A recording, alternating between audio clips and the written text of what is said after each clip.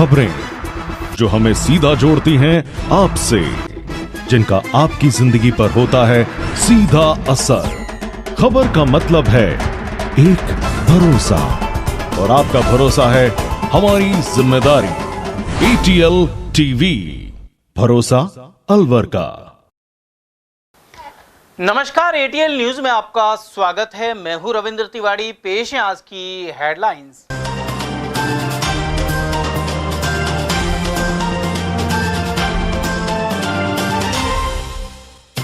प्रतिबंधित नशीली दवाओं की सप्लाई का जारी है सिलसिला। बहरोड के गोदाम में छापा मारकर पकड़ी थी 40 लाख की दवा। डेंटिस्ट करता था कई स्थानों पर सप्लाई। कांग्रेस ने निकाय और पंचायत चुनाव को लेकर बनाई रणनीति। हनुमान सर्किल के समीप हुई बैठक। जर्जर जिला अस्पताल में मरीजों के लिए मुख्य रास्ता किया बंद, वहीं खस्ता हाल छत के नीचे लगाई कई बल्लियां। और 12 फुट पानी और भरेगा तब चलेगी सिलिसेट की ऊपरा। फिलहाल 18 फुट है जल स्तर। और अब जानते हैं खबरों को विस्तार से। जिले में कई स्थानों पर ऐसी प्रतिबंधित दवाओं की गुपचुप सप्लाई हो रही है जो नशे के लिए काम आती हैं। गौरतलब है कि बहरोड कोतवाली पुलिस ने सबलपुरा मोहल्ले में दबिश देकर एक दुकान में रखी हुई करीब 40 लाख रुपए की प्रतिबंधित दवाइयां बरामद की थी। यहां राजेश यादव की दुकान में कोडीन, कफ सिरप और एल्प्रोजोलम सहित 2 अन्य दवाओं के करीब 198 डब्बे बरामद किए थे। पुलिस ने दवाइयां लेकर जा रहे जैतपुरा मोहल्ला निवासी युवक राज सिंह को गिरफ्तार किया था और उससे पुलिस पूछताछ में कई खुलासे हुए हैं। राज सिंह ने बताया कि वह प्रतिबंधित नशीली दवाइयां बैग में रखकर कोटपुतली ले जा रहा था। यहां डेंटल क्लिनिक चलाने वाले खेड़की वीरभान निवासी डॉक्टर अविनाश शर्मा को यह दवाई दी जानी थी। आरोपी राज सिंह डॉक्टर अविनाश शर्मा के पास नौकरी करता है। चिकित्सक के कहने पर ही वह राजेश यादव की दुकान में बने गोदाम से बैग में भरकर दवाएं ले जाता था। वहीं उसने बताया कि डेंटल क्लिनिक चलाने वाले डॉक्टर अविनाश शर्मा ने ही सबलपुरा मोहल्ले में नशीली प्रतिबंधित दवाइयों का गोदाम कर रखा है। यहां से केंद्र सरकार और औषधि नियंत्रण विभाग की ओर से कई वर्ष पहले प्रतिबंधित दवाइयों की श्रेणी में डाली गई कफ सिरप, कोडीन, नींद की दवाई एल्प्रोजोलम, दर्द और नींद की दवा ट्रोमाडोल एवं बच्चों के पेट दर्द की मेडिसिन डिसाइक्लोमैन के करीब 198 डब्बे बरामद किए गए हैं। बताया जाता है कि यह दवाएं चिकित्सक की ओर से कोटपुतली, बहरोड और नीमराना सहित आसपास के क्षेत्र में सप्लाई की जाती थी। चिकित्सकों ने बताया कि कोडीन, एल्प्रोजोलम और ट्रोमाडोल दवा का उपयोग युवा नशे के लिए करते हैं।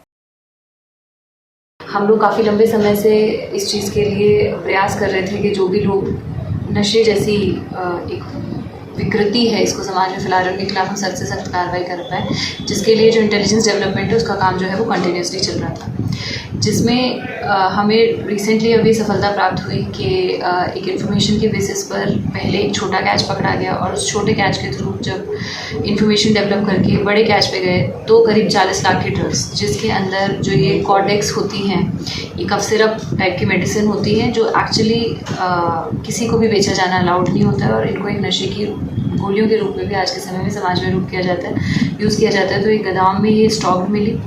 इसके अलावा ट्रामाडोल की जो कैप्सूल्स होती हैं, अगेन वो भी प्रिस्क्रिप्शन ड्रग्स हैं, केवल प्रिस्क्रिप्शन के बाद किसी पर्टिकुलर बीमारी के केस में ही इनको लिया जा सकता है, पर बिना प्रिस्क्रिप्शन के ये भी हमें वहाँ पर स्टोर्ड मिली। जिसके अंदर मैं आपको बताऊँ तो ट्रामाडोल की हमारे पास करीब 10,000 टैबलेट्स जो हैं वो मिली हैं और जो ये कोडेक्स है इसकी करीब 21,000 शीशियाँ में मिली हैं, ये हमारी जब्त हुई है। इसके अलावा उसी गोदाम के अंदर जो BNS की मेडिसिन हैं वो भी पाई गई थी, जिन्हें ड्रग कंट्रोलर के द्वारा जब्त किया गया। मैडम के चैन जो की प्लेयर है, जो की अभियुक्त का नाम है, उसका नाम डॉक्टर अविनाश करके एक डेंटिस्ट है जो कोटपुतली में का रहने वाला है, उसका नाम आया है। उसके ठिकानों पे दबिशें दी जा रही हैं, वो अभी हम नहीं पकड़ पाए, लेकिन हमें श्योरिटी है कि अगले आने वाले कुछ ही दिनों में हम उसको पकड़ लेंगे और उसके बाद तह तक जाकर ये क्लियर किया जाएगा कि ये जो माल है ये कहाँ कहाँ सप्लाई किया जा रहा था। और मैं अश्योर करना चाहूँगी कि किसी को भी स्पेयर नहीं किया जाएगा। जो आप कह रहे हैं, अगर हम जिम्मेदारी की बात करें तो जिम्मेदारी हर एक की, समाज की जिम्मेदारी है, परिवार की जिम्मेदारी है, प्रशासन, पुलिस, हमें एक ऐसा एनवायरनमेंट क्रिएट करना है कि जो आगे आने वाली जनरेशन है वो इस प्रकार की जो बुरी आदतें हैं इनसे दूर रहे। जिला कांग्रेस कमेटी की ओर से रेवाको शहर के हनुमान चौराहे के समीप स्थित एक निजी होटल में बूथ कार्यकर्ताओं की बैठक की गई।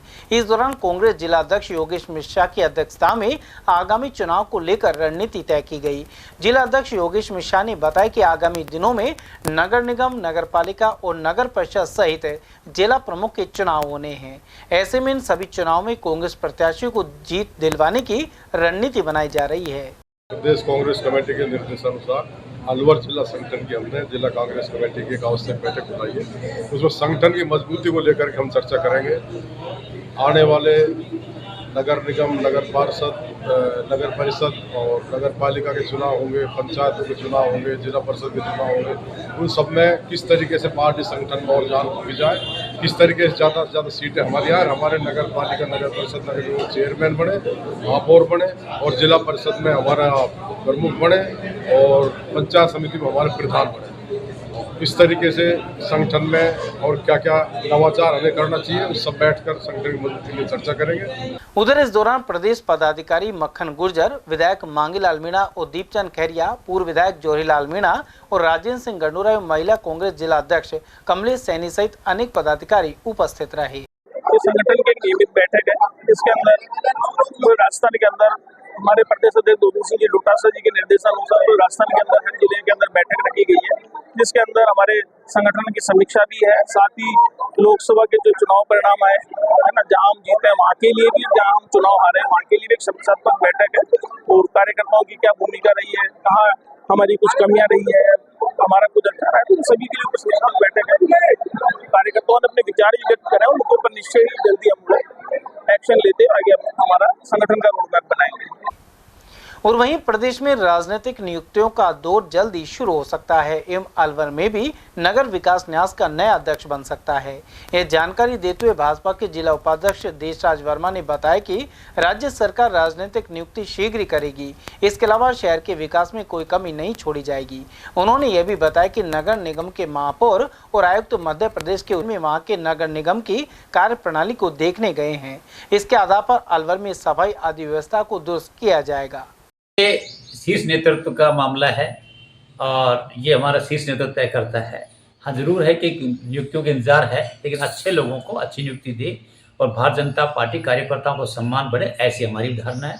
और सबकी नियुक्तियां होंगी तभी भारतीय जनता पार्टी के जो नीचे के कार्यकर्ता उनको सम्मान मिले, ऐसा मेरा भी मानना है। नाले की सफाई पूर्णता हुई है, कहीं रह गए हैं उनकी दोबारा से नाले की सफाई करी जा रही है। हमारे माननीय मंत्री जी आए थे, केंद्रीय मंत्री जी, उन्होंने आयुक्त को और महापौर को कहा कि आप जाइए और अपनी जानकारी लीजिए, तो वो आज गए भी हैं। ऐसा नहीं है कि वो जानकारी इकट्ठी कर रहे हैं हम, और जहाँ समस्या का समाधान की बात है वो इंदौर से बहुत सारी चीज़ सीख के आएंगे और उन चीज़ों के माध्यम से एक नयापन अलवर में दें, ऐसा हमारा आयुक्त और महापौर की योजना है। और हमारे केंद्रीय मंत्री भी जानते हैं कि इस तरह के उनकी सिखाया जाए कि आने वाले समय में अलवर को कोई समस्या नहीं हो। उधर भाजपा के जिला उपाध्यक्ष देशराज वर्मा के अनुसार 10 जुलाई को राज्य सरकार का बजट आएगा। इसमें युवाओं को रोजगार देने के साथ ही महंगाई को कम करने पर फोकस किया जा सकता है। वहीं हर वर्ग का ध्यान बजट में रखा जाएगा। जिला उपाध्यक्ष ने कहा कि सबका साथ सबका विकास के सिद्धांत पर इस बजट पर काम हो रहा है और बजट सबकी भावनाओं की कदर करी जाएगी, सबकी भावनाओं को आदर किया जाएगा, ऐसा बजट आ रहा है। बहुत अच्छा बजट आएगा, जैसा मेरा का मानना है कि वो चाहते हैं कि जमीन से लेके अच्छा बजट तैयार किया जाए, ऐसी उनकी है। देखिए, महंगाई के लिए मैं आपको कहना चाहूँगा, पहले से आपने देखा होगा कि जब कांग्रेस सरकार थी महंगाई आसमान छू रही थी। अब महंगाई तो बहुत ज़्यादा कंट्रोल हुआ है। और रही राजस्थान सरकार की, बताऊँगा मुख्यमंत्री साहब का एक ही उद्देश्य है कि युवाओं को रोजगार देने की प्रक्रिया में वो सबसे आगे हैं। आरपीएससी ने, अभी आपको भी बताना चाहूँगा कि आरपीएससी ने अभी लगातार इन 2-3 महीनों में बहुत सारी वैकेंसी निकाली हैं। 3rd ग्रेड से टीचर की निकाल दी हैं और बहुत, मतलब आप देखिए वैकेंसियों को देखिए, बहुत अच्छी वैकेंसी निकाली है। मुख्यमंत्री जी का उद्देश्य है कि ज़्यादा वैकेंसी निकालकर युवाओं को मौका दिया जाए। अलवर के सामान्य चिकित्सालय में लंबे समय से भवन जर्जर बना हुआ है। यह इमारत अब गिरने की कगार पर है और इसे देखते हुए सामान्य चिकित्सालय प्रशासन ने वार्ड में जाने वाले मरीजों के लिए मुख्य रास्ता बंद कर दिया है। वहीं जर्जर छत के नीचे बल्लियां लगाई गई हैं। इसके अलावा विकल्प के रूप में दूसरे गेट से प्रवेश दिया जा रहा है। गौरतलब है कि काफी अरसे से यही स्थिति है, लेकिन अभी तक इसकी मरम्मत शुरू नहीं हो पाई है। एक और तो मेडिकल कॉलेज स्थापना के साथ ही चिकित्सा सुविधाओं के विस्तार की बात कही जा रही है, वहीं दूसरी ओर इस तरह का जर्जर भवन शर्मनाक है और इससे खतरा भी बना हुआ है। यह है अलवर जिले का सबसे बड़ा सामान्य चिकित्सालय। यहाँ पर जिस तरह का भवन है, जर्जर इमारत है और उसके बाद कई बार यहाँ दुर्घटनाएं हो चुकी हैं। बल्लियों के सहारे इस मेन रास्ते को रोका गया है। जहाँ पर आपको बता दें कि यहाँ पर बैरिकेडिंग की तरह व्यवस्था की गई है, यहाँ बल्ली लगाई गई है। यहाँ पर आने वाले किसी भी व्यक्ति का प्रवेश निषेध किया गया है। इसके साथ ही आपको बता दें कि पिछली कई दिनों से हम लगातार इस खबर को चला रहे हैं कि यहाँ गिराऊ बिल्डिंग है, यहाँ मेडिकल कॉलेज खुल चुका है, लेकिन उसके बावजूद भी व्यवस्थाओं में कोई सुधार नहीं है। राजमहल की तरफ से यहाँ पर इस बिल्डिंग को लेकर कोई व्यापक इंतजाम नहीं किए गए हैं, ना ही जिला प्रशासन ने किए हैं। आप देख सकते हैं ये पूरा रास्ता भी रुका हुआ है। इसके अलावा दूसरे सिरे से यहाँ पर जितने भी लोग अंदर जाते हैं उसके लिए अलग से वैकल्पिक रास्ता यहाँ से निकाला गया है, जो लोग यहाँ से आ सकते हैं। फिलहाल देखने की बात है कि इस पर कितने दिनों में कार्रवाई होगी, एक बड़ा सवाल है। भगवान से नहीं। अलवर के सिलिसेट बांध में 2 दिन की बारिश के बाद 18 फुट 6 इंच का जलस्तर है, जबकि बांध की ऊपरा यानी चादर 29 फुट से ऊपर पानी होने पर चलती है। इस बांध की ऊपरा चलने से जैसमंद बांध में पानी जाता है। हालांकि 1 या 2 भरपूर बारिश के बाद चादर चलने की संभावना है। उधर 2 दिन तक हुई बारिश में सोदानपुरा गांव के पास एक पुलिया का रोड टूटा हुआ है। अगर यह दुरुस्त नहीं हुआ तो सिलिसेट जाने का रास्ता बंद हो जाएगा। ऐसे में सुबह पक्षियों और जीवों के लिए खाद्य सामग्री डालने आने वाले लोगों को परेशानी भी होगी। एक दिन पहले ही नटनी का 12 से मालखेड़ा वाले रोड की पुलिया टूट चुकी है। साथ ही सिलिसेट तिराए से सोदानपुरा पुलिया क्षतिग्रस्त है, लेकिन इस ओर प्रशासन का कोई ध्यान नहीं है। मानसून को देखते हुए तत्काल मरम्मत की जरूरत बनी हुई है। जब सिलिसेट की तरफ जाते हैं, जब बीच में सिलिसेट तिराए से बीच में गांव आता है सोदानपुरा के पास ये पुलिया है जो कि बिल्कुल टूटी हुई है और भीग पड़ी है बिल्कुल भी। एक बारिश और हुई तो ये पुलिया पूरी टूट जाएगी और इस पर कट्टे वट्टे अगर नहीं लगाए हुए तो हो जाएगा, सिलिसेट का रास्ता बिल्कुल बंद हो जाएगा। ये कल एक पुलिया नटनी के 12 वाली टूटी है और ये पुलिया भी टूटने की कगार पे है। अगर इसकी मरम्मत नहीं कराई गई, कट्टे वट्टे नहीं लगाए गए, मरम्मत नहीं डाला तो ये खराब हो जाएगी। बिल्कुल हालत खस्ता पड़ी है, माटी उठी पड़ी है और ऊपर से माटी और उठाने वाली है। अलवर का जैसमंद बांध लगातार 2 दिन की बारिश के बाद भी भरने से काफी दूर है। बांध के तल में करीब 4 फीट तक तो सिल्टी भरी हुई है। इसके अलावा कुछ गड्ढों में ही पानी भरा नजर आता है। जैसमंद बांध में भैंस चराते लोगों की एक वीडियो भी वायरल हो रही है। नटनी के 12 से जैसमंद में काफी कम मात्रा में पानी आया है। इसके अलावा यहाँ पशु नहीं चराने आदि को लेकर चेतावनी का बोर्ड तो लगा हुआ है, लेकिन पुलिस प्रशासन का कोई व्यक्ति नजर नहीं आता। साथ ही समाज कंटक यहाँ शाम को मदिरा पान भी करते हैं। अलवर का जैसमंद बांध है, यहाँ पे लोगों ने कह रहा कि इतना फुट पानी आ गया, इतना फुट पानी आ गया। कुछ भी पानी नहीं है, खाली खड्डा भरा हुआ है। 4 फुट तक तो मट्टियों में डूबा पड़ा है और उसके अलावा कुछ पानी नहीं है, खाली खड्डा भरा पड़ा है। लोग बीच में भैंस चला रहे हैं और कुछ भी पानी नहीं है। और घूमने के लिए लोग शहर से और पास से घूम आ रहे हैं और यहाँ पे मतलब पुलिस प्रशासन की या कोई भी विभाग की कोई भी आदमी नहीं है। बच्चे नहाने के लिए भी जा रहे हैं, कोई मोटरसाइकिल धो रहा है, कोई क्या कर रहा है। तो प्रशासन का कोई नहीं है कि कोई भी हादसा हो सकता है, कुछ भी कोई व्यवस्था नहीं है प्रशासन की तरफ से। तो पानी नाम मारता है, खाली खड्डा भरा है। राजकीय उच्च प्राथमिक विद्यालय नंगला जोगी की शिक्षिका ममता मीणा को निलंबित कर दिया गया। अध्यापिका के रवैये के खिलाफ शनिवार को तालाबंदी कर दी गई थी। ग्रामीणों ने उस पर अनेक आरोप लगाए थे, साथ ही धरना दिया था। गौरतलब है कि एक वीडियो भी वायरल हुआ था। इसमें यह अध्यापिका स्टाफ रूम में अभद्र बर्ताव करते हुए नजर आ रही थी। उस पर आंगनबाड़ी कार्यकर्ता से देशी कट्टे की व्यवस्था करने के लिए कहने का भी आरोप था। साथ ही नमस्कार के जवाब में थूकने जैसी हरकत भी वीडियो में सामने आई थी। इसके बाद शिक्षा विभाग ने अध्यापिका को निलंबित करने के निर्देश दिए हैं। महिला का अपहरण कर दुष्कर्म करने के मामले में 2 दोषियों को 10-10 साल के कठोर कारावास की सजा हुई है। बैरून में एडीजे फर्स्ट न्यायाधीश आंचल अग्रवाल ने यह फैसला सुनाया है। दोनों आरोपी जगपाल और नवीन सिंह मानन थाना क्षेत्र के गांव कुतिना के रहने वाले हैं। एपीपी सज्जन कुमार सिंह और वरिष्ठ एडवोकेट रोहिताश यादव ने बताया कि मांडन थाना क्षेत्र की रहने वाली एक महिला ने 7 सितंबर 2017 को शाहजहांपुर थाने में रिपोर्ट दर्ज करवाई थी। इसमें पीड़िता ने बताया कि वह 29 अगस्त अपने पियर दौसा जा रही थी। इसी दौरान एक बाइक पर सवार से लिफ्ट लेकर टेम्पो पकड़ने का प्रयास किया गया, लेकिन सफलता नहीं मिली और महिला सिरियानी स्थित टीटी कॉलेज के पास बाइक से उतर गई। यहाँ कुछ देर बाद बोलेरो गाड़ी आई जिसमें कुतिना के रहने वाले जगन सिंह और नवीन सिंह बैठे हुए थे। वहीं गाड़ी को नवीन सिंह चला रहा था। जगन सिंह को महिला जानती थी, उसने शाहजहांपुर छोड़ने की बात कही। इसके बाद इन लोगों ने नशीला पदार्थ सूंघाकर महिला को बेहोश कर दिया और रेवाड़ी के एक होटल में ले जाकर दुष्कर्म किया। न्यायाधीश आंचल अग्रवाल ने शनिवार को साक्ष्य सबूत और गवाहों के आधार पर फैसला सुनाया है। वहीं पीड़ित महिला की ओर से वरिष्ठ एडवोकेट रोहिताश कुमार यादव और एपीपी सज्जन कुमार ने पैरवी की। पीड़िता ने शाहजहांपुर थाने में एक रिपोर्ट दर्ज करवाई कि मैं अपने गांव से पियर जा रही थी। रास्ते में एक बोलेरो गाड़ी आई जिसमें मैं लिफ्ट लेकर बैठ गई। वो मुझको हरियाणा के एक होटल में लेके गए। वहाँ पे जाके मेरे साथ जबरन बारी बारी बलात्कार किया और मुझे नशीला पदार्थ हुआ, मुझे डराया धमकाया। और आज न्यायाधीश ने साक्ष्य सबूत के आधार पर श्रीमती आंचल अग्रवाल एडीजे साहब ने फैसला सुनाया। दोनों मुलजिमान को धारा 363 में 5-5 साल की सज़ा और धारा 376 2N में 10-10 साल की सज़ा व 75,000 रुपये जुर्माने से दंडित किए। अलवर के सुभाष चौक स्थित जगन्नाथ मंदिर में भगवान जगन्नाथ को कंगन डोरे बांधे गए। भगवान जगन्नाथ के विवाह उत्सव के आयोजन रविवार को शुभ मुहूर्त में प्रारंभ हुए। इसके तहत भगवान का अभिषेक किया गया और फिर दूल्हा रूप में श्रृंगार का कंगन डोरे बांधने की रस्म निभाई गई। इस दौरान मंत्र उच्चारण हुआ और महिलाओं ने मांगलिक गीत गाए। साथ ही श्रद्धालुओं ने मनोकामना पूरी करने के लिए नारियल चढ़ाया। इस दौरान बड़ी संख्या में भक्त मौजूद रहे। उधर 14 जुलाई की शाम 5 बजे सीताराम जी की सवारी सुभाष चौक मंदिर से रूबाज जाएगी। 15 तारीख को भगवान जगन्नाथ जी की भव्य रथ यात्रा शाम 6 बजे रवाना होगी।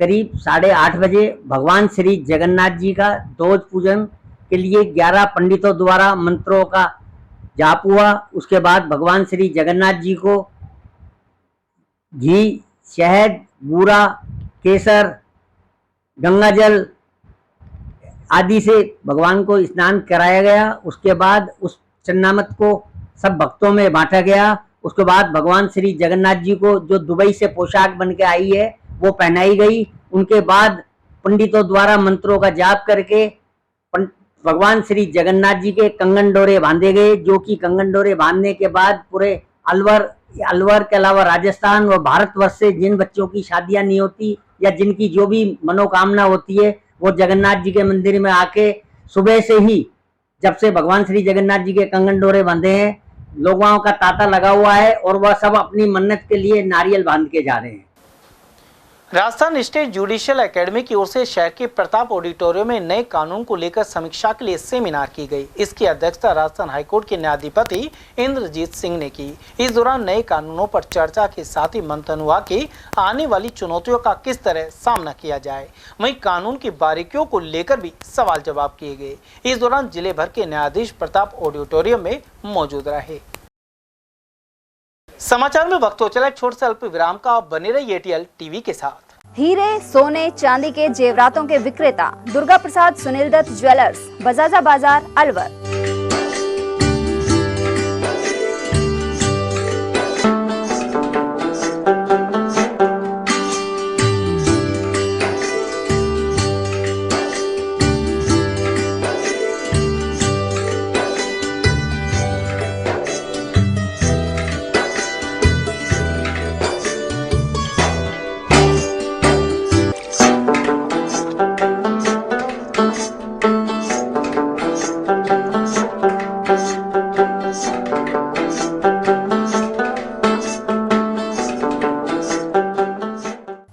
सोने चांदी के जेवरातों के विक्रेता दुर्गा प्रसाद सुनील दत्त ज्वेलर्स, बजाजा बाजार, अलवर।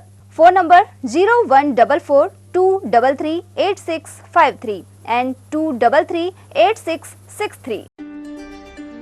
फर्नीचर का 32 साल पुराना जाना माना नाम राहुल डेकोर। यहाँ आपकी लाडली बिटिया के लिए अथवा अपने घर के लिए सभी प्रकार का सागवान का फर्नीचर उपलब्ध है।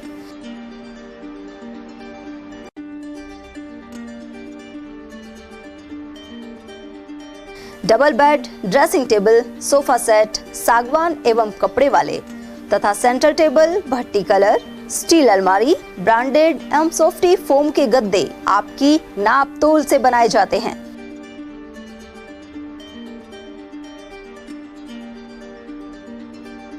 सभी सामान एक ही छत के नीचे उपलब्ध। हमारा पता है अलवर बोर्ड, जैसवंत तिराहे से पहले, Kati Ghati, Alwar. Contact number 9414019769 and 9414019768। ATL द्वारा गर्मी के मौसम में वन्य जीवों के लिए जारी मुहिम के तहत काफी वर्षों से पानी और चारा बालाकिला जंगल में भेजा जा रहा है। मकसद यह है कि बेजुबान जानवरों को इस तेज गर्मी में पानी और चारे के लिए भटकना ना पड़े। एटीएल की इस मुहिम में आप लोग भी हमारे साथ सहयोग कर मूक प्राणियों की सेवा के जरिए पुण्य लाभ उठाएं। संपर्क करें मुकेश गुप्ता, निदेशक एटीएल, मोबाइल नंबर 9414019207। अलवर शहर में आदित्य ग्रुप ऑफ एजुकेशन शिक्षा के क्षेत्र में अपनी श्रेष्ठता का परचम लहरा रहा है। बोर्ड परीक्षा में 100% परिणाम दे रहा है। सत्र 2024 में विद्यार्थी पलक जांगिड़, दक्षिता शर्मा और पलक जैन ने बोर्ड परीक्षा में 98% अंक प्राप्त कर संस्था को गौरवान्वित किया। संस्था को स्कूल एक्सीलेंट अवार्ड 2024 से भी सम्मानित किया गया। हमारे यहाँ अंग्रेजी व हिंदी माध्यम में साइंस, कॉमर्स और आर्ट्स के अनुभवी अध्यापक एवं अध्यापिकाओं द्वारा शिक्षण की उत्तम व्यवस्था है। विद्यालय के द्वारा विद्यार्थियों को सुसंस्कारित शिक्षा प्रदान की जा रही है। समय समय पर प्रशासन ने भी विद्यालय को सम्मानित किया है। विद्यालय में सांस्कृतिक कार्यक्रम व खेल प्रतियोगिताओं का आयोजन भी किया जाता है। विज्ञान एवं प्रौद्योगिकी विभाग द्वारा आयोजित प्रतियोगिता में छात्रा गार्गी सैनी व पलक सैनी ने प्रथम स्थान प्राप्त किया है। हाल ही में विद्यार्थी भूपेंद्र सिंह मांडिया का RAS में चयन हुआ है। हमारे यहाँ पर कमजोर विद्यार्थियों की अलग से कक्षाएं लगाकर उनकी पढ़ाई से संबंधित कमजोरी को दूर किया जाता है। प्रॉब्लम सॉल्विंग काउंटर के माध्यम से विद्यार्थियों की समस्याओं का समाधान प्रशिक्षित अध्यापकों द्वारा किया जाता है। डोर टू डोर वाहन सुविधा और अफोर्डेबल फीस, CCTV कैमरे व कमजोर विद्यार्थियों के साप्ताहिक टेस्ट की सुविधा उपलब्ध है। प्रतिमाह अभिभावक संगोष्ठी और स्कूल प्लस कोचिंग की उत्तम व्यवस्था है। हमारे शिक्षा संस्थान Om Aditya public senior secondary school, Delhi academy senior secondary school एवं आदित्य एकेडमी में शिक्षण की उत्तम व्यवस्था है। अभिभावकों से निवेदन है कि उत्कृष्ट परीक्षा परिणाम प्राप्त करने के लिए एक बार विद्यालय की जानकारी लेकर अपने बच्चों को उत्तम शिक्षा दिलवाएं। आदित्य की परंपरा, सेवा, संस्कार व समर्पण। ब्रेक के बाद फिर से आपका स्वागत है। अलवर में सीटेट की परीक्षा रविवार को आयोजित की गई। इसके लिए जिले सहित शहर के विभिन्न स्कूलों में 26 परीक्षा केंद्र बनाए गए थे। 2 पारियों में हुई परीक्षा में करीब 15,000 परीक्षार्थी शामिल हुए। साथ ही पुलिस प्रशासन की ओर से कर्मचारी लगाए गए थे। वहीं अग्रसेन मार्ग स्थित ओसवाल स्कूल में 360 परीक्षार्थियों के लिए केंद्र बनाया गया। निदेशक विनोद शर्मा ने बताया कि भारत सरकार शिक्षा मंत्रालय द्वारा 2 पारियों में सीटेट की परीक्षा आयोजित की जा रही है। प्रवेश पत्र, ओरिजिनल दस्तावेज और बायोमेट्रिक जांच के बाद ही परीक्षार्थियों को स्कूल में प्रवेश दिया गया। आज भारत सरकार शिक्षा मंत्रालय की तरफ से सीटेट एग्जाम आयोजित की गई है, जो कि अलवर में 2 पारियों में ये परीक्षा आयोजित हो रही है। ओसवाल स्कूल में प्रथम पारी जो प्रातः 9:30 बजे से और 12 बजे तक आयोजित हुई है। इसमें 360 कैंडिडेट परीक्षा में बैठने की व्यवस्था की गई थी, जिसमें 308 परीक्षार्थी उपस्थित रहे हैं एवं 52 कैंडिडेट एब्सेंट रहे हैं। परीक्षा शांतिपूर्ण तरीके से संपन्न हो चुकी, जिस तरह से सुबह को दिया। सुबह 7:30 बजे परीक्षार्थियों का प्रवेश दिया गया था, जिसमें उनका मुख्य द्वार पर ही आईडी और उनका जो प्रवेश पत्र है वो चेक किया गया। प्रत्येक कैंडिडेट की बायोमेट्रिक जांच की गई। साथ ही उनके टीम जो सीटेट की तरफ से लगाई गई है उसके द्वारा उनकी सघन जांच प्रिस्क्रीन टीम के द्वारा की गई। बहादुरपुर स्थित राजकीय उच्च माध्यमिक विद्यालय के प्रधानाचार्य मेहताब सिंह चौधरी ने बरसात के पानी से रिचार्ज करने का नवाचार किया है। उन्होंने ग्रीष्म अवकाश से पूर्व भामाशाह नगर पालिका के सहयोग से हॉकी एवं फुटबॉल ग्राउंड सहित संपूर्ण परिसर का समतलीकरण करवा दिया था। इसके अलावा जहां पानी भरने की गुंजाइश थी वहां मिट्टी भरवा दी गई। साथ ही स्कूल परिसर में स्थित पुराने सूखे कुएं की गहराई कम करके 3 फीट ऊंची मुंडेर बना दी गई। वहीं 2 पाइप लगाकर विद्यालय परिसर और भवन से आने वाले पानी को इकट्ठा करके कुएं की तरफ मोड़ दिया गया। ऐसे में हालिया बरसात का हजारों लीटर पानी धीरे धीरे कुएं में जाकर रिचार्ज का काम कर रहा है। इस सार्थक कार्य में विद्यार्थियों में स्टाफ सदस्यों की अहम भूमिका रही है। साथ ही कैंपस में कई दिनों तक पानी बढ़ने की समस्या से भी निजात मिल गई है। कुल मिलाकर इस तरह के प्रयास अन्य जगह किए जाएं तो भूजल को रिचार्ज किया जा सकता है। एटीएल ने हाल ही वाटर हार्वेस्टिंग की दिशा में बरती जा रही सुस्ती को लेकर विस्तृत रिपोर्ट भी प्रसारित की थी। अलवर के चेतन एंकलेव स्थित श्री खाटू श्याम मंदिर में रविवार को भंडारे का आयोजन किया गया। इसमें हजारों की संख्या में श्रद्धालुओं ने प्रसाद ग्रहण किया। इससे पूर्व बाबा को प्रसाद चढ़ाया गया। साथ ही मंदिर में भजन कीर्तन भी किया जाएगा। यह कार्यक्रम मंदिर की स्थापना के 2 साल पूरे होने पर किया गया है। यहाँ मौजूद महंत बने सिंह ने आयोजन की जानकारी दी। वहीं यह कार्यक्रम मंजू जैन और शुभम जैन के सानिध्य में आयोजित किया गया है। 2 साल पूरा हो गया है मंदिर की स्थापना के लिए। बाबा की स्थापना में 2 साल कंप्लीट हो गया, ये 3रा साल लग रहा है। तो आज इसका भंडारा है, बाबा का प्रसादी है। ये सबका सहयोग से ही ये मंदिर चल रहा है और सबके सहयोग से ही भंडारा हो रहा है और ये आगे भी ऐसे ही चलेगा। पहले भंडारा रहेगा दिन में, अभी भोग लग गया है बाबा के, भंडारा रहेगा। शाम को 7:15 बजे कीर्तन रहेगा, तो 7:15 से और 10:30 तक कीर्तन होगा बाबा का। वाल्मीकि महापंचायत अलवर की कार्यकारिणी के सदस्यों ने केंद्रीय SC/ST आयोग एवं सफाई आयोग के अध्यक्ष से मुलाकात की। साथ ही जिले के वाल्मीकि समाज के लोगों के हालातों के बारे में जानकारी दी। अध्यक्ष राज कपूर सारवान ने बताया कि दोनों आयोग के अध्यक्षों के साथ कई मुद्दों पर चर्चा की गई है। कश्यप समाज उत्थान सेवा समिति ने रविवार को अलवर के परशुराम सर्किल स्थित ब्राह्मण छात्रावास में प्रतिभा सम्मान किया। कार्यक्रम की शुरुआत अयोध्या से आए राष्ट्रीय संत गोपाल दास महाराज सहित समिति सदस्यों द्वारा दीप प्रज्वलन कर की गई। वहीं मुख्य अतिथि के रूप में कोटा DFO तरुण मेहरा मौजूद रहे, जबकि विशिष्ट अतिथियों में शंकर कश्यप और मेहरा समिति जयपुर के अध्यक्ष राम गोपाल मेहरा शामिल थे। कार्यक्रम में कक्षा 10 एवं 12 में 70% से अधिक अंक प्राप्त करने वाले समाज के बालक बालिकाओं एवं भामाशाहों को सम्मानित किया गया। समिति उपाध्यक्ष अशोक कुमार कश्यप और पदाधिकारी दुर्गा प्रसाद मल्ला ने बताया कि इस दौरान भामाशाहों को भी सम्मानित किया जा रहा है। इसके अलावा मृत्यु भोज और नशाखोरी सहित अन्य सामाजिक बुराइयों को लेकर जागृति पर जोर दिया गया। कश्यप उत्थान सेवा समिति की ओर से तृतीय सम्मान समारोह किया जा रहा है। इसमें सभी प्रांत से, राजस्थान के अलावा सभी प्रांतों से बच्चों को सम्मान किया जा रहा है। कौन से प्रांत? राजस्थान, हरियाणा, उत्तर प्रदेश, तीनों प्रांतों के अलावा और भी जहाँ के कश्यप समाज के बच्चे हैं उन सभी को सम्मानित किया जा रहा है। लगभग 150 प्लस बच्चों को यहाँ पर सम्मानित किया जा रहा है। जिन बच्चों की 70% से ऊपर परसेंटेज आई है उन बच्चों को सम्मानित किया जा रहा है। जैसे मृत्यु भोज और नशेबाजी, ऐसी चीजों को लेकर के समाज में जागृति फैलाई जाएगी कि इस तरह की बुराइयों से दूर रहा जाए। हमारा कश्यप समाज उत्थान सेवा समिति की ओर से प्रतिभा सम्मान समारोह कार्यक्रम चल रहा है। इसलिए 10वीं और 12वीं में बच्चे 70 प्लस से ऊपर वालों को सम्मानित किया जाएगा। 150-160 बच्चे के समथिंग हमने लक्ष्य रखा है हमारा, तो इतना ही उम्मीद है, इससे आने की ज्यादा भी है।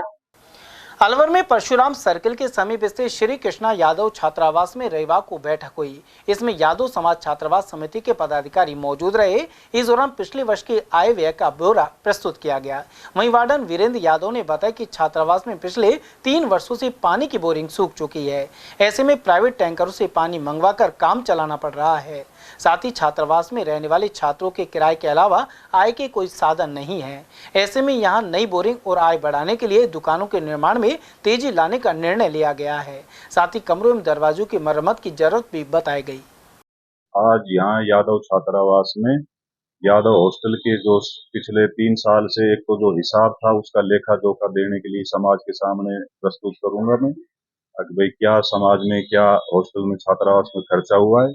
और दूसरा, हॉस्टल में पानी की व्यवस्था चल रही है, बोरिंग फेल हुई है और नल से पानी बिल्कुल नहीं आता। डेली पानी का टैंकर मंगाते हैं और बच्चे जितने रहते हैं, जो फीस से बच्चों की फीस से ही आय होती है, उससे ज्यादा पैसे नहीं है। तो लगातार 3 साल से मैं कभी 53,000 रुपया, पिछली बार 38,000 रुपया, अब की बार मैं 2.5 लाख रुपए के लगभग अपने पास से ही पैसे खर्च कर रहा हूँ और अपने छात्रावास बच्चों के समझ के भाई ये मेरे ही बच्चे हैं, तो अपने घर से ही मैं पैसे खर्च कर रहा हूँ। क्या क्या तो एक ये दुकानें बंद पड़ी थी, दुकान हम बना रहे थे, तो 1 साल पहले 11 जून को समाज के लोग आके मीटिंग करके वो बोले भाई हम मिलके बनाएंगे, समिति बना के, तो आज तक कोई नहीं आया। तो मैं चाहता हूँ कि ये दुकान बन जाए तो इस छात्रावास की व्यवस्था सुधरे, पैसे की व्यवस्था हो, तो आज किसी को पैसे लगाने की जरूरत नहीं पड़े। एक बोरिंग करानी है तो वैसे हॉस्टल की जो मूलभूत समस्याएं, एक बच्चों के कमरों में गेट वगैरह नहीं है तो उनके भी हमारे पास पैसे नहीं है, तो न बच्चे आ पा रहे, हम समाज को जो व्यवस्थाएं ही नहीं दे पाते बच्चों को, तो बच्चे भी नहीं आ पाते। तो इन संदर्भ में मैं हॉस्टल के समाज के सभी लोगों के को आज ये अखबार में विज्ञप्ति दिला के कि भाई आप लोग आओ, समाज के सभी लोग, और यहाँ हॉस्टल की देखो और भाई इसका समर्थन करके कुछ सहयोग करके क्या इसका निचोड़ निकाल सकते, कैसे हॉस्टल चले, बस उस संदर्भ में मीटिंग बुलाई। रैनी में देर रात आई बारिश के बाद कई जगह जल भराव हो गया। चिल्कीबास, भोपाल की ढाणी और खड़गपुर क्षेत्र में बस्ती के निकट जल भराव के कारण आवाजाही बंद हो गई है। वहीं मवेशियों के लिए भी परेशानी बढ़ गई है। सड़क निर्माण में खामियों के कारण बारिश का पानी एकत्र हो गया, जिससे कच्चे मकान गिर गए। वहीं खाने पीने सहित घरेलू सामान नष्ट हो गया। लोगों का आरोप है कि रैनी से चिल्कीबास और खड़गपुर सड़क मार्ग निर्माण के दौरान पानी निकासी की व्यवस्था नहीं की गई। उधर पीडब्ल्यूडी के एईएन हेमंत शर्मा ने बताया कि भरे पानी को निकालने के लिए पाइप की व्यवस्था की जा रही है।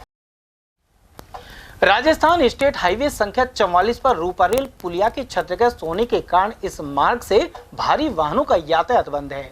वहीं कारों और छोटे वाहनों की आवाजाही के लिए अस्थायी पुल के ऊपर से व्यवस्था की गई है।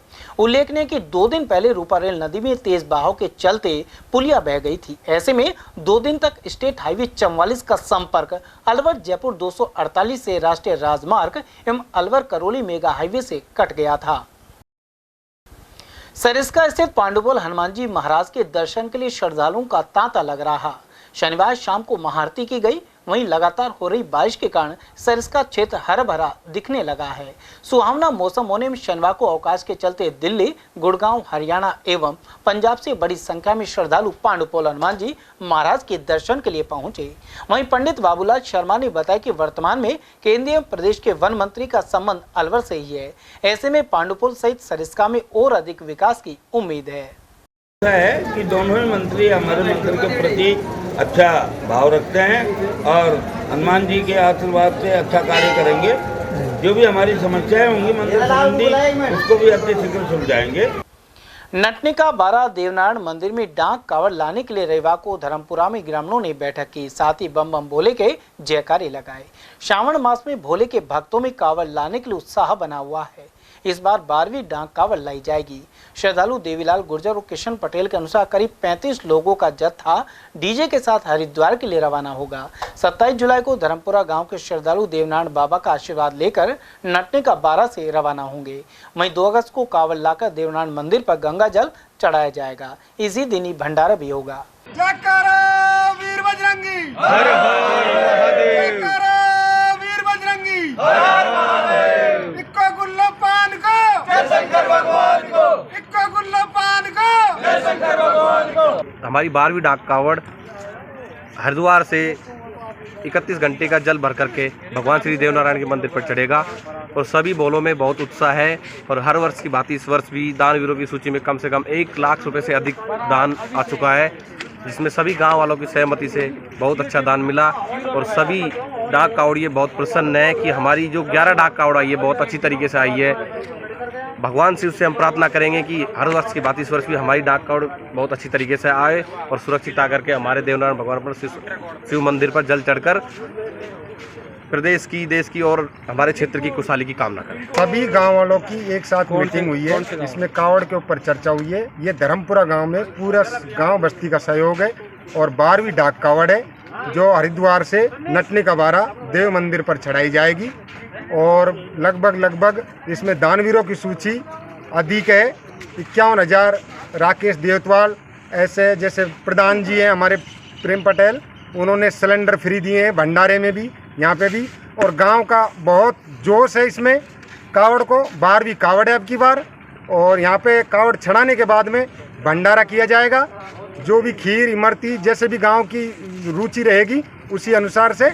और ये करीबन भोले का जल 30 घंटे के अंदर वहाँ से हरिद्वार से रवानगी लेने के बाद में 30 घंटे के अंदर नटनी कबारा हमको पहुँचाना होगा। हमारा 30, 35, 40 आदमियों का जत्था है जो 27 तारीख को हम यहाँ से जाएंगे और 2 तारीख को हमको जलाभिषेक करना है। सरिस्का से सटे गांव के निवासियों ने शनिवार को कुशालगढ़ गांव स्थित चिमटीनाथ महाराज के आश्रम पर बैठक की। भारतीय किसान यूनियन टीकैत के बैनर तले रामकरण गुर्जर की अध्यक्षता में इस बैठक का आयोजन हुआ। किसान यूनियन के अध्यक्ष भूपत बालियान ने बताया कि एनजीटी ने सरिस्का वन क्षेत्र में 55,000 हेक्टेयर भूमि के नामांतरण के निर्देश दिए हैं। साथ ही चारागाह और सिवायचक भूमि में बने मकानों और दुकानों को हटाने के लिए कहा है। इसे लेकर विरोध प्रकट किया गया। उधर 8 जुलाई को जिला कलेक्टर को ज्ञापन दिया जाएगा। वहीं बैठक में जयकिशन गुर्जर, नरेश फागण और पेमाराम सैनी आदि मौजूद रहे। आज जो मीटिंग की है एनजीटी के द्वारा, जो अभी आदेश निकाले हैं कि 55,000 हेक्टेयर जमीन 186 गांवों की जो जमीन है उसको सरिस्का वन्य अभयारण्य के नाम चारागाह और सिपाहीचक जमीन, उनमें पक्के बने हुए मकान, उनको इंतकाल दर्ज करने का आदेश हुए। उसके विरोध में जो गांव रियासतकालीन समय से जो यहाँ बसे हुए हैं, खातेदारी में बसे हुए हैं, ग्राम पंचायतें हैं और उनको उजाड़ने का कोई भी सरकार हो जिसने उजाड़ने का काम किया है, बसाने का किसी ने काम नहीं किया। इसके विरोध में पहले भी, इस कानून के विरोध में पहले भी यहाँ बड़े बड़े आंदोलन हुए हैं और अब ये आर पार की लड़ाई हो गई कि 2,20,000 बीघा जमीन जो किसानों की जा रही है सिवाचक जमीन पर 10H एक्ट और रेवेन्यू एक्ट में एक प्रावधान है कि जो खेती योग जमीन किसान ने कोई है उसके नाम ये रेगुलाइज की जाए और उस वन विभाग के नाम फिलहाल किसी आदेश के ले रहे हैं, मनमानी कर रहे हैं। तो इसके विरोध में हम 8 जुलाई को सोमवार को हम जिला कलेक्टर को ज्ञापन देंगे और उसमें हम आंदोलन की चेतावनी देंगे और जिसमें राष्ट्रीय हमारी जो कार्यकारिणी है वो भी इसमें हिस्सा लेगी। इस आंदोलन में पूरी जोर शोर से हम आंदोलन करें।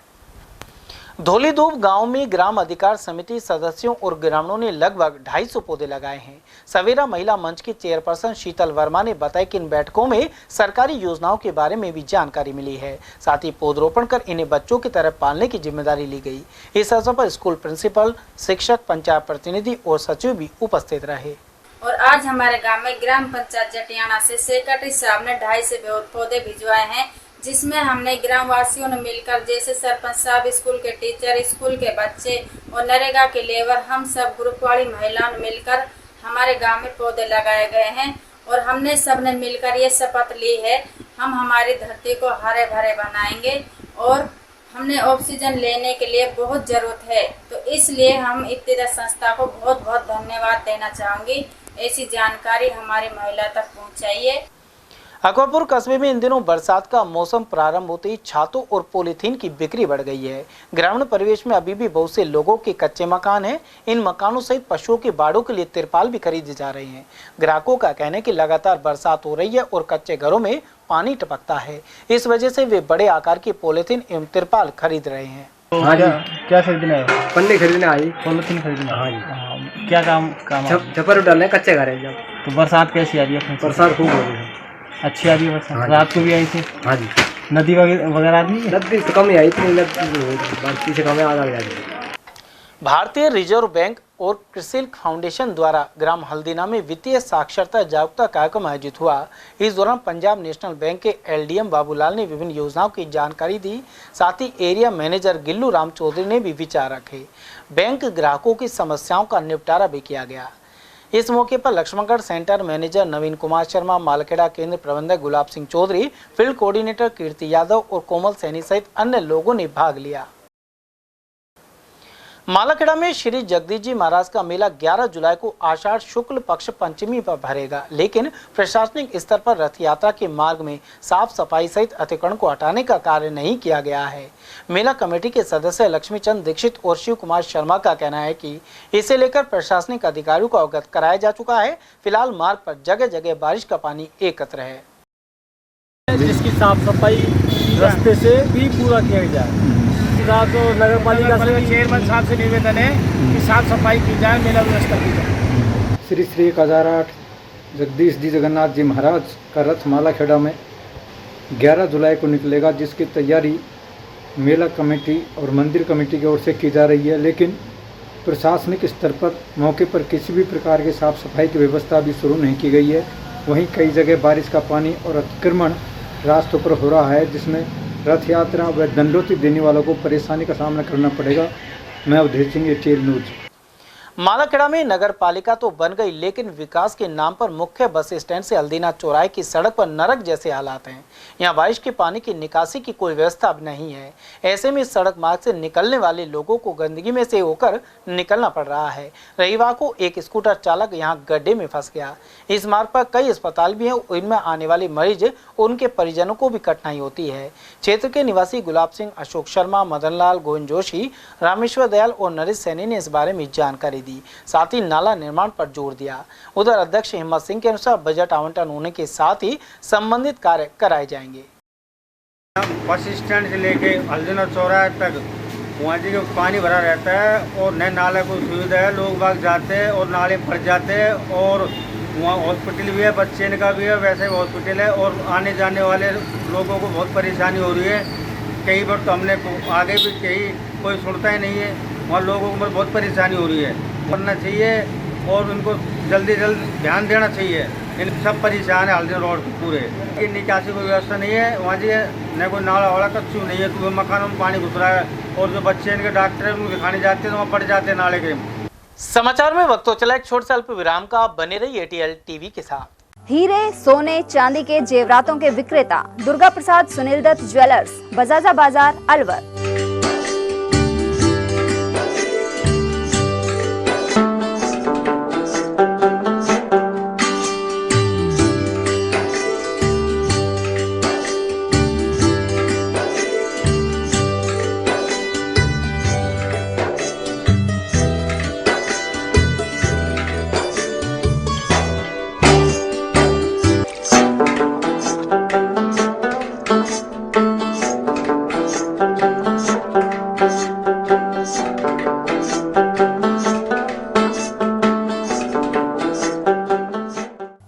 सोने चांदी के जेवरातों के विक्रेता दुर्गा प्रसाद सुनील दत्त ज्वेलर्स, बजाजा बाजार, Alwar. Phone number 0144233863 and 2338663। Furniture का 32 साल पुराना जाना माना नाम राहुल डेकोर। यहाँ आपकी लाडली बिटिया के लिए अथवा अपने घर के लिए सभी प्रकार का सागवान का फर्नीचर उपलब्ध है।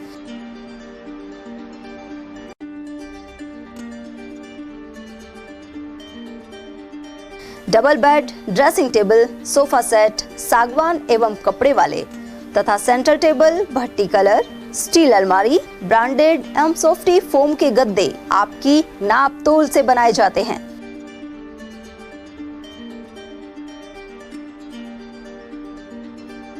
सभी सामान एक ही छत के नीचे उपलब्ध। हमारा पता है अलवर बोर्ड, जैसवंत तिराहे से पहले, Kati Ghati, Alwar. Contact number 9414019769 and 9414019768। ATL द्वारा गर्मी के मौसम में वन्य जीवों के लिए जारी मुहिम के तहत काफी वर्षों से पानी और चारा बालाकिला जंगल में भेजा जा रहा है। मकसद यह है कि बेजुबान जानवरों को इस तेज गर्मी में पानी और चारे के लिए भटकना ना पड़े। ATL की इस मुहिम में आप लोग भी हमारे साथ सहयोग कर मूक प्राणियों की सेवा के जरिए पुण्य लाभ उठाएं। संपर्क करें मुकेश गुप्ता, निदेशक ATL, मोबाइल नंबर 9414019207। अलवर शहर में आदित्य ग्रुप ऑफ एजुकेशन शिक्षा के क्षेत्र में अपनी श्रेष्ठता का परचम लहरा रहा है। बोर्ड परीक्षा में 100% परिणाम दे रहा है। सत्र 2024 में विद्यार्थी पलक जांगिड़, दक्षिता शर्मा और पलक जैन ने बोर्ड परीक्षा में 98% अंक प्राप्त कर संस्था को गौरवान्वित किया। संस्था को स्कूल एक्सीलेंट अवार्ड 2024 से भी सम्मानित किया गया। हमारे यहाँ अंग्रेजी व हिंदी माध्यम में साइंस, कॉमर्स और आर्ट्स के अनुभवी अध्यापक एवं अध्यापिकाओं द्वारा शिक्षण की उत्तम व्यवस्था है। विद्यालय के द्वारा विद्यार्थियों को सुसंस्कारित शिक्षा प्रदान की जा रही है। समय समय पर प्रशासन ने भी विद्यालय को सम्मानित किया है। विद्यालय में सांस्कृतिक कार्यक्रम व खेल प्रतियोगिताओं का आयोजन भी किया जाता है। विज्ञान एवं प्रौद्योगिकी विभाग द्वारा आयोजित प्रतियोगिता में छात्रा गार्गी सैनी व पलक सैनी ने प्रथम स्थान प्राप्त किया है। हाल ही में विद्यार्थी भूपेंद्र सिंह मांडिया का RAS में चयन हुआ है। हमारे यहाँ पर कमजोर विद्यार्थियों की अलग से कक्षाएं लगाकर उनकी पढ़ाई से संबंधित कमजोरी को दूर किया जाता है। प्रॉब्लम सॉल्विंग काउंटर के माध्यम से विद्यार्थियों की समस्याओं का समाधान प्रशिक्षित अध्यापकों द्वारा किया जाता है। डोर टू डोर वाहन सुविधा और अफोर्डेबल फीस, CCTV कैमरे व कमजोर विद्यार्थियों के साप्ताहिक टेस्ट की सुविधा उपलब्ध है। प्रतिमाह अभिभावक संगोष्ठी और स्कूल प्लस कोचिंग की उत्तम व्यवस्था है। हमारे शिक्षा संस्थान Om Aditya public senior secondary school, Delhi academy senior secondary school एवं आदित्य एकेडमी में शिक्षण की उत्तम व्यवस्था है। अभिभावकों से निवेदन है कि उत्कृष्ट परीक्षा परिणाम प्राप्त करने के लिए एक बार विद्यालय की जानकारी लेकर अपने बच्चों को उत्तम शिक्षा दिलवाएं। आदित्य की परंपरा, सेवा, संस्कार व समर्पण। ब्रेक के बाद पुनः आपका स्वागत है। गाड़ी को साइड देने को लेकर हुए विवाद के बाद दो पक्षों में जमकर मारपीट हुई। इसमें एक व्यक्ति गंभीर रूप से घायल हो गया। दोनों पक्षों की तरफ से नौगावा थाने में मामला दर्ज कराया गया था। बीजवा निवासी सतनाम सिंह द्वारा दर्ज रिपोर्ट के अनुसार वे अपनी बहन और दो भांजों के साथ धनेटा रोड से खैरतल जा रहे थे। इसी दौरान हरियाणा नंबर की एक स्विफ्ट गाड़ी ने लूट के इरादे से उन्हें रोक लिया। वहीं महिलाओं के साथ छेड़खानी की, साथ ही जेवर एवं 1 लाख रुपए लूट लिए। वहीं दूसरे पक्ष के कासम खान ने नौगावा थाने में रिपोर्ट दर्ज कराई कि उसका भाई सद्दाम हुसैन और अन्य लोग अपनी गाड़ी से घर लौट रहे थे। मार्ग में बार बार हॉर्न बजाने के बाद भी सतनाम सिंह आदि ने साइड नहीं दी। साथ ही गाड़ी रोककर कासम के भाई और उसके साथियों पर हमला कर दिया।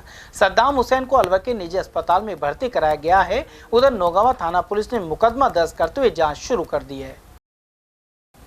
खैरतल कस्बे में रविवार को राम राम रेस्टोरेंट एवं कैफे का शुभारंभ हुआ। यह प्रतिष्ठान मातो रोड पर अग्रसेन सर्किल के पास पद्मा टावर में स्थित है। फीता काटकर शुभारंभ के दौरान अनेक लोग मौजूद रहे। इनमें नंद किशोर, सुनील, त्रिलोक, रवि, हेम सिंह, यादराम, प्रकाश, प्रदीप, RC, अजीत और धर्मेंद्र आदि मौजूद रहे। खैरतल के महावर भवन में स्वर्गीय प्रियांशु गोयल की पुण्यतिथि पर रक्तदान शिविर लगाया गया। लायंस क्लब खैरतल शक्ति एवं लियो क्लब खैरतल मंडी ने यह कैंप लगाया। शिविर में जीवन धारा ब्लड बैंक और अलवर ब्लड बैंक के कार्मिकों ने अपनी सेवाएं दी। शिविर में 319 यूनिट रक्त एकत्रित किया गया। इस मौके पर भानु प्रकाश अग्रवाल, सुभाष गोयल, करमचंद, नरेश, दीपक, संजय शर्मा और अभिषेक गोयल आदि की उपस्थिति रही। खैरतल स्थित सेठ गोपालदास उच्च माध्यमिक विद्यालय में स्कॉलरशिप टेस्ट आयोजित हुआ। विद्यालय और श्री चैतन्य ग्रुप द्वारा JEE, IIT और नीट फाउंडेशन की कक्षाओं का संचालन किया जाएगा। इसके लिए बच्चों का स्कॉलरशिप टेस्ट लिया गया। नीट की कक्षाओं में चैतन्य ग्रुप द्वारा अध्यापन करवाया जाएगा। यह ग्रुप साउथ का एक बड़ा इंस्टीट्यूशन है जो हर वर्ष IIT और नीट में टॉप रैंक देता है। खैरतल में स्वामी टेऊराम महाराज के 138वें जन्मोत्सव मनाया जा रहा है। यहां अरसोली रोड स्थित प्रेम प्रकाश आश्रम में रविवार को रक्तदान शिविर आयोजित किया गया। सेवादार लोकेश बुरानी और सोनू बुरानी ने बताया कि संत हरि प्रेम प्रकाशी एवं संत उमेश प्रेम प्रकाशी द्वारा दीप प्रज्वलित कर कार्यक्रम का शुभारंभ किया गया। इस दौरान अलवर ब्लड बैंक के चिकित्सकों की टीम ने रक्त संग्रह किया। वहीं सभी रक्तदाताओं को प्रशंसा पत्र एवं स्मृति चिन्ह प्रदान किए गए। शिविर में 138 यूनिट एकत्रित की गई। अलवर शहर के ट्रांसपोर्ट नगर हाउसिंग बोर्ड विस्तार योजना से गुजर रहे नाले के कारण लोग भारी परेशान हैं। इस नाले में मिट्टी और गंदगी जमा है और पानी ओवरफ्लो होकर कॉलोनी में घुस जाता है। इस नाले की दीवार भी टूटी हुई है। स्थानीय लोगों के अनुसार नगर निगम कोई कार्रवाई नहीं कर रहा है। ऐसे में मच्छर पनप रहे हैं और बीमारियों का खतरा बना हुआ है। हाउसिंग बोर्ड में ये जो नाला जा रहा है ना, ये बारिशों में ओवरफ्लो होके और ये नाला फूटा पड़ा है। इसकी दीवार जो कॉलोनी में अंदर आता है सारा पानी, जिसकी वजह से पूरी कॉलोनी में गंदगी फैलती है, मच्छर होते हैं, कीड़े मकोड़े, बहुत ज़्यादा परेशानी हो रही है। रास्ता पूरा जाम हो जाता है, बच्चों का आने जाने का सबके लिए बाधा उत्पन्न होती है, जिससे हम बहुत परेशान हैं। कई बार ऑनलाइन भी रजिस्ट्रेशन करवा चुके हैं पर कोई सुनाई नहीं कर रहा। यहाँ पे हर चीज़ से परेशान है, पानी भी नहीं आ रहा, साफ सफाई भी नहीं है, कुछ भी। तो नाले की दीवार भी टूटी, नाले की दीवार भी टूटी हुई है? हाँ जी सर, पूरा नाले की दीवार टूटी हुई है और जो नाले का कचरा है वो सारा बाहर आ जाता है बारिश के पानी में। बारिश के पानी के साथ पूरा यहाँ रोड पे आ जाता है, कॉलोनी में आ जाता है। तो फिर उस गंदगी से आपको काफी परेशानी होती है? बहुत परेशानी हो रही है सर, ये पूरा रास्ता पूरा जाम हो जाता है कचरे से। पूरी कीचड़ नाले की यहाँ कॉलोनी में आ जाती है। अब आप क्या चाहते हैं? हम यही चाहते हैं कि UIT द्वारा इसको जल्दी से जल्दी रिपेयर करवा के इस नाले को बंद कराया जाए, जो ये नाले का पानी ओवरफ्लो होके ऊपर ना आए। तो आप चाहते हैं कि सफाई हो जाए, जो पानी हाँ, मरम्मत हो जाए, की सफाई भी हो और मरम्मत भी हो। नाला जो ओवरफ्लो होता है बारिश में, इससे सारा पानी और पूरी गंदगी घरों के आगे आ जाती है। घर से बाहर निकलना बहुत मुश्किल हो जाता है और पानी निकलने के बाद भी कीचड़, आप अभी भी देख सकते हो, बहुत ज़्यादा कीचड़ है। बच्चों को इनको गाड़ियों से सर्वाइव करवाना पड़ता है, स्कूल वगैरह जाने में बहुत ज़्यादा परेशानी आती है। और उसकी जो बदबू और गंदगी पन्नी वगैरह, उनसे बहुत ज़्यादा ऐसा लगता है कि जैसे हाउसिंग बोर्ड नहीं, कच्ची बस्ती में रह रहे हैं अभी भी। हाउसिंग बोर्ड जैसा कुछ भी माहौल ऐसा मिलता नहीं है यहाँ पे कि लग रहा है कि भी हाउसिंग बोर्ड का जैसा वो है। इस टाइम पर भी आप देखोगे तो गंदगी अभी तक भी है ना, यूँ की यूँ ही है। कई बार सफाई के लिए बोला, लेकिन सफाई कर्मचारी भी आते हैं और यूँ ही चले जाते हैं, किसी तरह की कोई ध्यान नहीं देता है यहाँ पर। ओवरफ्लो क्यों होता है, क्या समस्या? ओवरफ्लो इसलिए क्योंकि नाला जगह जगह से टूटा हुआ है, कचरा भरा हुआ है, उसे टाइम टू टाइम उसमें खाली नहीं होता है, ना रिपेयरिंग होती है। और जो नाली का पानी का बहाव है वो भी इस तरह से, पूरे नाले इस तरह से साफ नहीं है कि वो नालों में वो हो जाए सारा, निकल करके रोड पे आ जाता है सारा पानी। सारा नाला टूटा हुआ है, पूरे घर के आगे बिल्कुल तालाब जैसा माहौल बन जाता है। सर, ये तुलड़ हाउसिंग बोर्ड विस्तार NB योजना का वो है, कॉलोनी है। और इसमें क्या है, सामने ये नाला है, गंदा नाला है और ये पूरा भरा हुआ है मिट्टी से। गवर्नमेंट इसको खाली नहीं करवाती। अब बारिश में ओवरफ्लो होकर पूरा पानी, कचरा, पानी, पन्नी वगैरह सब कुछ यहीं, गंदगी, सारी गंदगी यहीं आ जाती है मेन रोड पे। इससे स्थानीय लोग बहुत ज़्यादा परेशान हैं। प्रशासन कोई भी सुनवाई नहीं कर रहा है।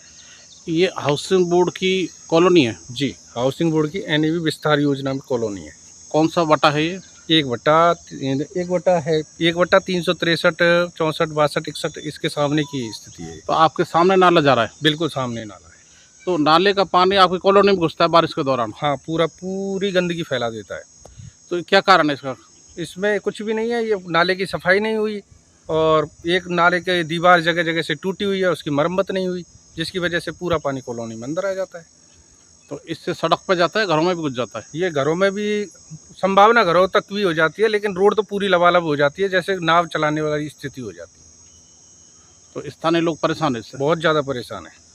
तो कभी आपने इसकी शिकायत की नगर निगम या हाउसिंग बोर्ड? जी, 1-2 बार मैंने कॉल करके कंप्लेंट कराई है, लेकिन अभी कोई सुनवाई नहीं। तो बारिश आती है तो नाला कितना ओवरफ्लो चलता है? वो तो दीवार तोड़ के, पूरा दीवार जहाँ टूटी हुई है उससे पूरा पानी कॉलोनी में अंदर आ जाता है, तो ऊपर तो चढ़ेगा ही नहीं कहाँ। वहीं स्थानीय पार्षद हितराम यादव के अनुसार इस समस्या का शीघ्र ही समाधान कराया जाएगा। इस मामले को अलवर शहर विधायक और मंत्री संजय शर्मा के सामने रखा जाएगा। इसके अलावा नगर निगम के महापौर घनश्याम गुर्जर और आयुक्त को भी समस्या के बारे में जानकारी दी जाएगी। नाला मेरे वार्ड नंबर 56 में होकर निकलता है, जिसमें 1/3 में विशेष तौर पर अब इस बारिश में जोरदार बारिश अलवर में हुई है, इसमें समस्या आई है। और मैं, हमारे माननीय मंत्री जी हैं और मेयर साहब हैं, नगर निगम में कमिश्नर हैं, इनसे सबसे मिलके मैं चाहूँगा ये नाला में जो अब नाले के ठेका छोड़ रहे हैं, इस नाले के अंदर एक पोक मशीन उतार कर और इस नाले को बिल्कुल साफ कराए, ठेठ मथुरा फाटक तक, वहाँ तक इसमें रुकावट है पूरे नाले में। शायद मेरे हिसाब से 1/2 से नीचे आगे तक जो मथुरा फाटक तक जो नाला जा रहा है, वहाँ आज तक सफाई नहीं हुई जब से नाला बना है, क्योंकि आगे के छोर में पूरा भरा हुआ है ये।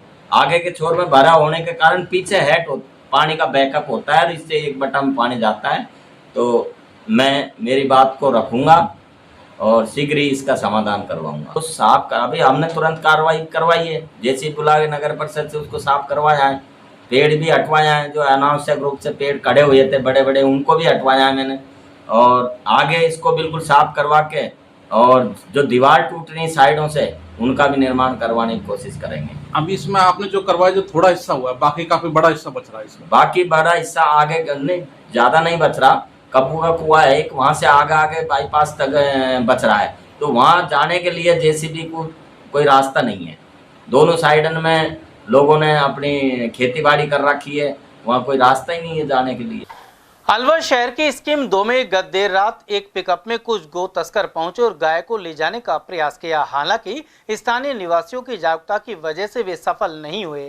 क्षेत्रीय नागरिक निशांत और दिनेश के अनुसार इन गो तस्करों ने मारपीट एवं पथराव भी किया, जिससे एक व्यक्ति के चोट आई है। उधर सौरभ कालरा ने मांग की है कि इस पर पुलिस प्रशासन जल्दी लगाम लगाए, अन्यथा आंदोलन किया जाएगा। स्थानीय निवासियों ने आरोप लगाया कि पुलिस की नाक के नीचे यह काम हो रहा है। बाद में छात्रों ने लोगों को देशी कट्टा दिखाया और फरार हो गए। सर ये मैं सोया हुआ था, मेरे भतीजा ने मुझको फोन किया कि चाचा मैं क्यों बाहर आ। मैं जैसे ही बाहर आया गेट पे तो यहाँ पे गाड़ी खड़ी थी और उसमें गाय भर रहे थे। मैं उनके सामने आ गया, उन्होंने मेरे पत्थर उठाने लग गए। जब वो मारने को भगे, जब बोले तो ये भग जा नहीं तो हम तेरे कट्टा वट्टा मार देंगे। फिर मैं सब साइड में हो गया तो उन्होंने गाड़ी इधर से निकाल के सीधा एरोड्रम रोड की तरफ ले गए और कमर पे मेरे पत्थर लगा, जैसे मैं हटा नहीं। जब पत्थर लग गया उसके बाद में पुलिस को सूचना दी आपने? पुलिस को सूचना दी थी, पुलिस साहब आई और उन्होंने बोला कि कुछ करते हैं, वो चले गए। बैकुंठ धाम मंदिर के पीछे का क्षेत्र, रात को 11:15 बजे एक पिकअप गाड़ी घर के बाहर आकर रुकती है और उसमें से 5 से 6 नकाबपोश युवक गाड़ी से उतर के यहाँ पर 7 से 8 गायें बैठी थी और गायें जो बैठी थी वो उनको प्रयास कर रहे थे गाड़ी में चढ़ा के ले जाने का। जो पूरा मामला पता चलता है गो तस्करी का मामला है। मैंने छत से देखा और तुरंत प्रभाव से मैं गाड़ी के पास, मैंने चाचा को फोन करके हम दोनों गाड़ी के पास आए और हमसे उनसे हाथापाई हुई। इस दौरान उनकी गाड़ियों में लगभग बहुत सारे पत्थर और देसी कट्टे थे, जिसमें उन्होंने पत्थर चलाए गाड़ी पे, मतलब हमारे ऊपर पत्थर मारे। और इस भाई हाथा और चाचा के, मैंने आपको दिखाया भी, चाचा के पीछे पीठ पे निशान भी हैं। और इस दौरान एक बंदा जो पिकअप गाड़ी पे बैठा हुआ था उसने तुरंत गाड़ी में सेल्फ लगाया और बहुत तेज गाड़ी से निकाल के ले गया। इस दौरान उसने हमारे बीच वार्तालाप जो हुआ उसमें कहा कि मैं देसी कट्टा मारूंगा और कट्टे से निकाल के फायर करने ही वाला था। तुरंत उसने गाड़ी निकाल के ड्राइवर गाड़ी ले गया। कौन साइड ले गए हो? ये गाड़ी गई है दाऊदपुर साइड की तरफ, एरोड्रम रोड से दाऊदपुर की फाटक की तरफ गाड़ी मुड़ी है ये रात में। और पुलिस प्रशासन वहीं था उस समय और हमने जब कोतवाली थाना पुलिस को यहाँ बुलाया उस समय वो जिप्सी आई, गाड़ी आई और वो ये कह के चली गई कि हम देखते हैं, और उसके बाद कोई अता पता नहीं है उनका। शहर में भिन्न भिन्न क्षेत्रों के अंदर गो तस्करी की घटनाएं समय समय पर सामने आती रही हैं और कांग्रेस राज तो इसलिए इस काम के लिए जो है भरपूर रूप से जाना जाता है। लेकिन भारतीय जनता पार्टी का राज आते ही हम हिंदुत्व के लोगों ने एक राहत की सांस ली थी कि इस तरह की घटनाएं शहर के अंदर नहीं होगी। लेकिन कुछ दिन पूर्व स्कीम नंबर 1 में भी ऐसी घटना सामने आई थी, बुधवार में भी घटना सामने आ गई है। और अब तो हमारी नाक के नीचे, मैं स्वयं यहाँ का बाशिंदा हूँ स्कीम नंबर 2 में, और रात को 12:30 बजे इस प्रकार की घटना होना सीधा हिंदुत्व के ऊपर प्रहार है। और हिंदुत्व की जो बातें करते हैं हमारे नेता, उनके ऊपर सीधा सीधा कुठाराघात है। मेरे द्वारा अभी स्थानीय लोगों से जैसा कि पता लगा कि रात को ही पुलिस प्रशासन को सूचना दे दी गई थी, लेकिन अभी तक उसके खिलाफ कोई कार्रवाई नहीं करी गई है। मेरे द्वारा व्यक्तिगत रूप से अभी कोतवाल साहब से भी बात की जाएगी और साथ में जो जनप्रतिनिधि हैं उनसे भी, उनके कान में भी इस तरह की जो घटना है उनको डाला जाएगा, ताकि भविष्य में इस प्रकार की घटना ना हो और ऐसी गो तस्करी करने वाले लोगों को तुरंत प्रभाव से पकड़ा जाए। चलते चलते एक बार फिर से नजर डाल लेते हैं आज की हेडलाइंस पर।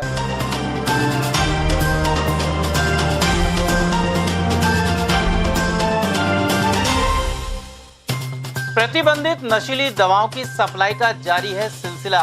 बहरोड के गोदाम में छापा मारकर पकड़ी थी 40 लाख की दवा। डेंटिस्ट करता था कई स्थानों पर सप्लाई। कांग्रेस ने निकाय और पंचायत चुनाव को लेकर बनाई रणनीति। हनुमान सर्किल के समीप हुई बैठक।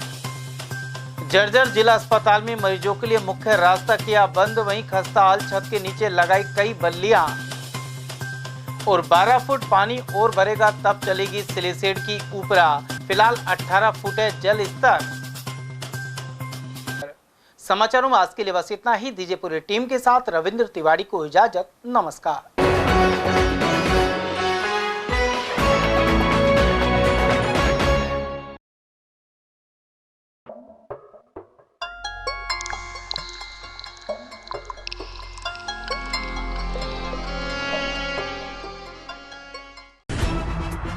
खबरें जो हमें सीधा जोड़ती हैं आपसे, जिनका आपकी जिंदगी पर होता है सीधा असर। खबर का मतलब है एक भरोसा, और आपका भरोसा है हमारी जिम्मेदारी। ATL TV, भरोसा अलवर का।